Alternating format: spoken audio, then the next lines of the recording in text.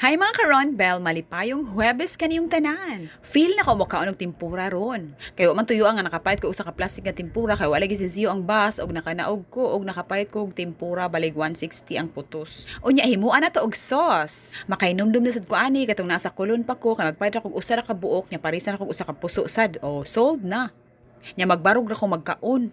Nya tungod sa kadaghan mamalit ato di kay ko makakuha og sauce. Aw kani, unay na ni maghimo na kog sauce ako ah. Ang needed na to ani kay 1/2 cup ketchup, 2 spoons cornstarch, 1 small piece onion, 2 spoons sugar, 1 cup water, 3 small pieces red chili. Kaning tempura kay is Japanese dish or fish or shellfish or vegetables fried in batter. Katong 16th century kay popular ni siya sa Japan. Kani siya first appeared in the 16th century in the port city of Nagasaki but later became a specialty of Edo, now Tokyo.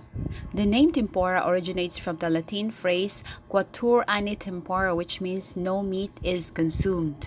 According to www.livestrong.com, nag-review ni Claudia Thompson, nga na siya protein, carbo, o fiber. Yeah, eating tempura kay doesn't have to be fattening as long as you watch your portion sizes and overall calorie intake. Magtagbo jog kaon ron. Mga unta ninyo!